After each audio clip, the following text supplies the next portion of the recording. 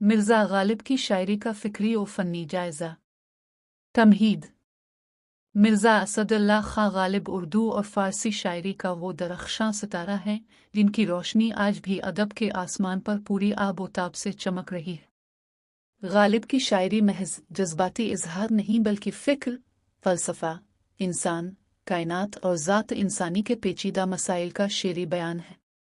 उनकी शायरी में ज़िंदगी के तल्ख़ व शीरी तजुर्बात, इश्क व अक़्ल की कशमकश, तकदीर व इख्तियार का मसला और इंसान की दाखिली तन्हाई नुमायाँ नज़र आती है।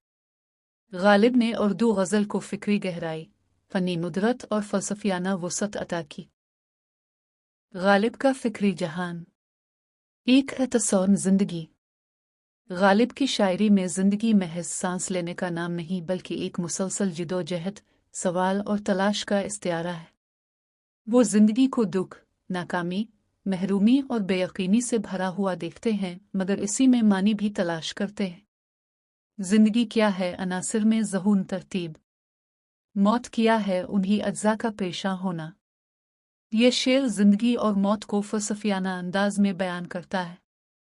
ज़िंदगी एक तरतीब है और मौत इस तरतीब का बखर जाना। इससे ज़ाहिर होता है कि गालिब ज़िंदगी को साइंसी और अक़ली ज़ाविये से भी देखते हैं। 2. तस्सौर इश्क। गालिब के यहाँ इश्क महज रोमानवी जज्बा नहीं बल्कि एक हमगीर तजुर्बा है जो इंसान को उसकी ज़ात से बाहर निकालकर कायनात से जोड़ देता है। इश्क उनके यहाँ दर्द भी है, सरवर भी, आजमाइश भी और तकमील भी। इश्क पर जोर नहीं है ये वो आतिश गालिब के लगाए ना लगे और बुझाए ना बने। यहाँ इश्क एक ऐसी आग है जो इंसान के बस में नहीं। गालिब इश्क को इंसान की मजबूरी और उसकी पहचान करार देते हैं। 3. अक्ल और इश्क की कशमकश। गालिब के यहाँ अक्ल और इश्क की कशमकश नुमाया है। वो अक्ल को महदूद और इश्क को लामहदूद समझते हैं।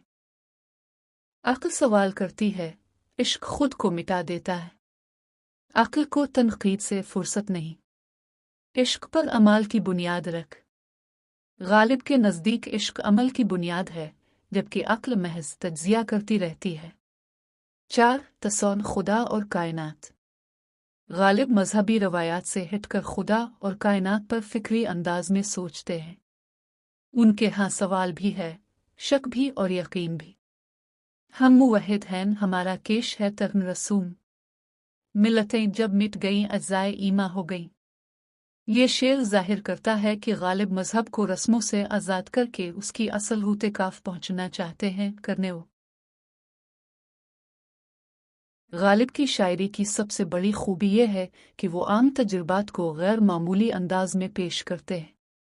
वो एक छोटे से ख्याल को भी ऐसे गहरे फ़लसफ़ियाना रंग में ढाल देते हैं कि कारी को सोचने पर मजबूर कर देते हैं। उनके अशार में सवाल करने की जुर्रत, सोचने की आज़ादी और रिवायती ख़यालात से हटकर बात करने का हौसला नज़र आता है।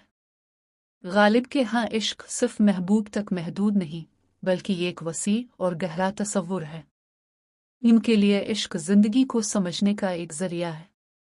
वो कहते हैं, इश्क ने गालिब निकम्मा कर दिया, वरना हम भी आदमी थे काम के। ये शेर बताता है कि इश्क ने उनकी पूरी ज़िंदगी को बदल दिया।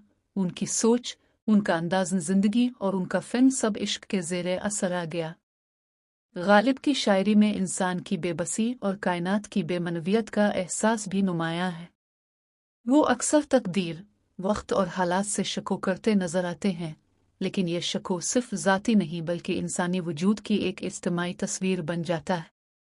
मिसाल के तौर पर, हज़ारों ख्वाहिशें ऐसी कि हर ख्वाहिश पे दम निकले। बहुत निकले मेरे अरमान लेकिन फिर भी कम निकले।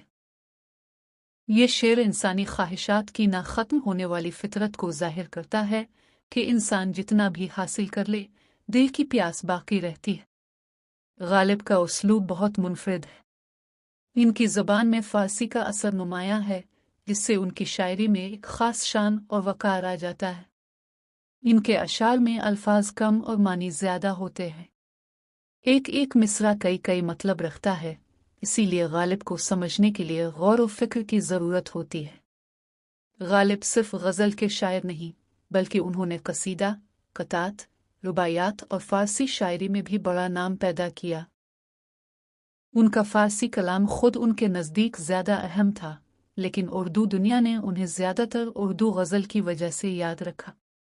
غالب کی شاعری آج بھی زندہ ہے، کیونکہ اس میں انسان کے وہی سوال ہیں جو ہر دور میں انسان کے دل میں اٹھتے ہیں: میں کون ہوں؟